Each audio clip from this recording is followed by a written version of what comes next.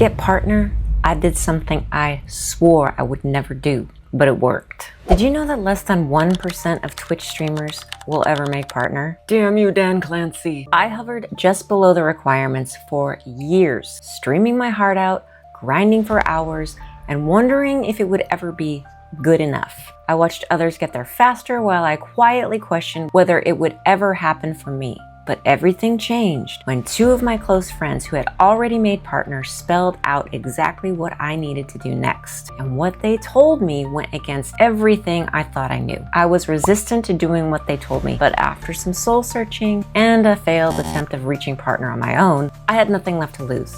So in this video, I'm gonna walk you through the exact moves and simple strategies I used to finally crack partner status. But first, let's rewind. Because if you don't fully understand how the Twitch partner program actually works, it's easy to burn out doing all the wrong things. And my strategy, it hinged on knowing exactly what Twitch counts and what it doesn't. Here's the deal. Most people treat partner like a mystery badge that you earn by streaming hard and being popular, but Twitch isn't vague about it. They give you the rules, you just have to know how to play them strategically. So how do you do that?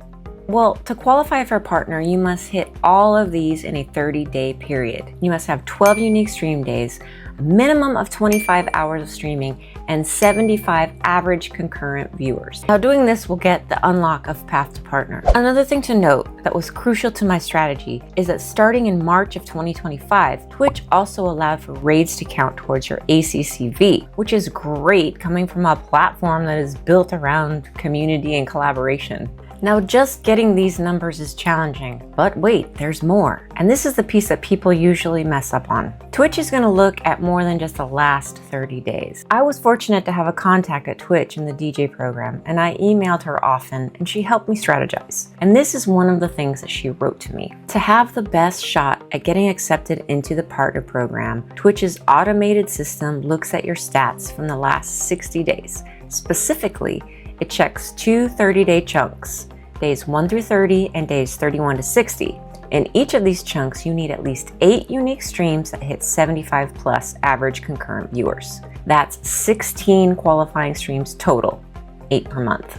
So once I finally understood the numbers, I realized I couldn't just hope people showed up. I had to get intentional about driving traffic in. Getting partner on Twitch without using other platforms is like whispering into a void and hoping somebody hears you. Love it or hate it, we need to use social media no matter what type of streamer we are. Even my ex-boyfriend, Dan Clancy, keeps telling us to do this. Get your short form video in front of people's eyes where they are right now. They're on TikTok. They're on YouTube, they're on Twitter, they're on Reddit. So I just picked Instagram and I used it with purpose. I shared countdowns and funny moments, and I created hype by telling people what I was doing.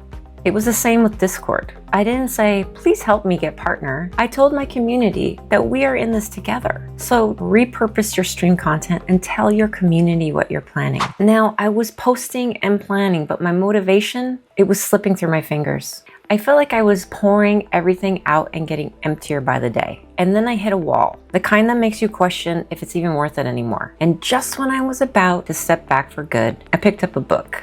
It didn't just inspire me, it rewired the way I looked at streaming, success, and myself. What if the moment you feel like quitting is actually the moment you're closest to breaking through?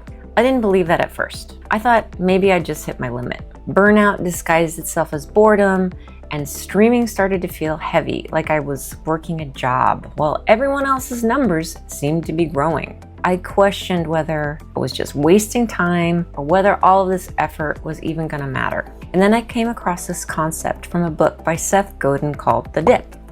The dip is that stretch where everything feels hard. That's what she said. When your energy runs low, your progress stalls, and nothing seems to click. And most people give up there. Not because they're lazy or they're bad, but because it feels like the smart choice, like self-preservation. I made a video about this book and I'm gonna link it up here and also in the description. But here's the basics of what you need to know. The dip isn't a dead end, it's an audition.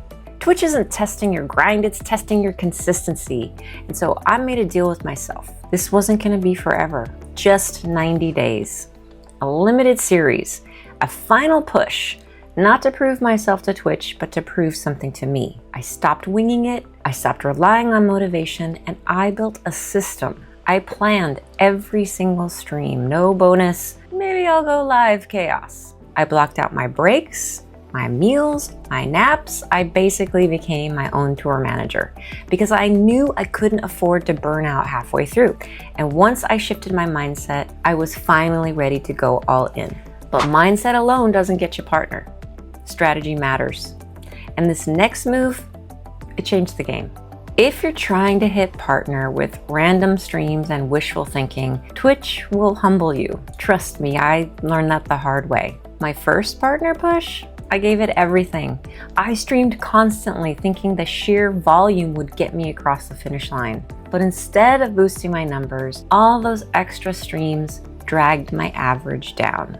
I was exhausted, defeated, and watching my goals slip further away with every stream. And it felt unfair, like how could working harder make me fall behind? And that's when I realized that Twitch doesn't reward hustle, it rewards intention and hot tub streamers. And with some great advice from my friends DJ Apollo and Technocat, I strategized. I planned 16 streams over 60 days. That's it. But they were the right 16 streams with high traffic, high energy, and high support. How did I pull it off? I reached out to friends ahead of time. I did something I swore I would never do. I asked for raids. Now hear me out. I didn't just whisper people I barely knew begging them to raid me. I'd spent a good amount of time building relationships and cheerleading for the friends of mine who had already achieved partner status. In my heart, I always want other DJs to win. I always believed that their growth was good for all of us. So even though reaching out and asking for help felt weird and made me feel vulnerable, every single person that I asked was more than happy to help. And I also made sure not to expect them to be on my schedule. I respected their schedules and streams. I lined things up much like a launch campaign. I arranged with them that 5 minutes before they were going to finish, I would go live and I would get the raid. And that way, I started my streams with over 75 ACCV. Then I only streamed as long as I needed to make sure I was over that 75 average viewership. I used stream charts to show me my average in real time, and so I'd know when I was hitting the target or if I was spinning my wheels and I needed to end the stream and try a different day. So between a few raid trains with high numbers of viewers, shout out Team DJ and Raid Train, my usual days that had higher numbers, and asking a few people for raids, my strategy was working. But even with that structure, the raids and all the support, I still had one more trick up my sleeve, just in case. And this little calendar hack helped me make the math work in my favor. And that might be the piece you're missing too. Also, I hate math. By the end of my partner push, every stream had a purpose. Every move was calculated, but I was still staring down 16 streams in 60 days. And I didn't want to just throw extra streams on the calendar for the sake of checking off a box. I was already stretching my time and energy as far as it could go. And that's when I found a little loophole. A sneaky Twitch-approved reach-around.